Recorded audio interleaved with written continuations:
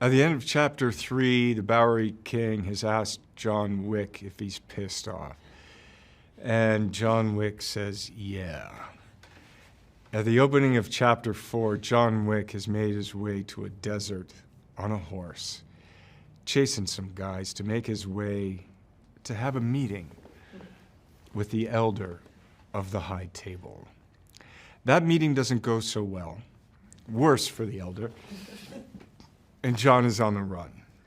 And he goes to meet, along the way he goes to rest with a friend who is Hiroyuki Sanada, playing Koji Shimazu, a manager of the Osaka hotel.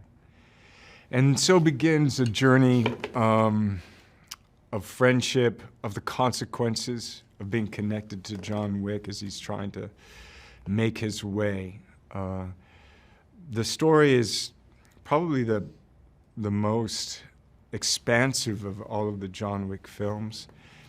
We really opened up the High Table.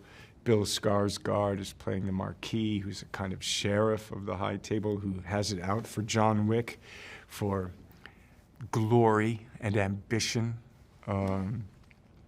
We have Donnie Yen, who's playing a character named Kane, who kind of retired but gets asked out of retirement, forced to try and kill John Wick. So John Wick has this old friendship, and now let's call it a frenemy.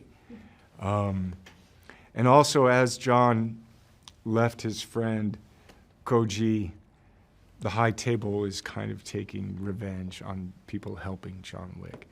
He's also being chased by Shamira Anderson, who's playing the tracker, and his faithful dog, who I believed he named Puppy. I think he didn't call him dog, I think he called him Puppy. You have to ask him. And, but he's playing a character who doesn't want to kill, he's just a tracker, so he's looking for bounties. And he gets asked, or forced to make a choice to try and kill John Wick. So that's another layer. John has been kicked out of his family, so he's got to reconnect with the Ruska Roma. Koji has, Hiroyuki has a daughter, Rina Sawayama, lovely actress. I think it's her first film, certainly her first action film. She did all the training. She was amazing. Very special person, artist, and made a very special contribution. We have the legendary Clancy Brown, who's playing the Harbinger, which is just the Harbinger, who's kind of a top bureaucrat at the High Table management. And Lawrence Fishburne's back as the Bowery King. Ian McShane, Lance Reddick from the Continental.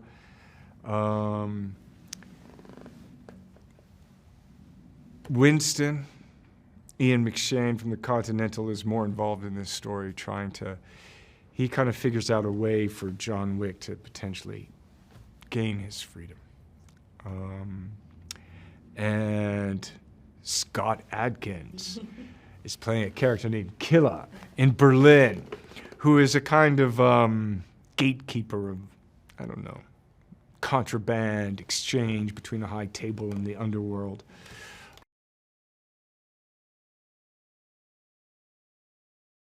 For me, it's like, yes, there's a John Wick movie, let's just start with and hopefully we won't let them down. But all I can tell you is we made this feast of a movie with all of our hearts and love and passion, and hopefully people will enjoy it. The action, the humor, the takeaways, the ideas, the new characters, the cinema, the sound. It was made for the big screen, and it was made for people to come together and hopefully enjoy it and, take it all in. And I think also the film works. I don't think you have to have seen all, the previous 3 films. I think you can come up pretty up to speed, which I think is a cool aspect of it. But really, it's just John Wick. It's just John Wick. All the time, all day.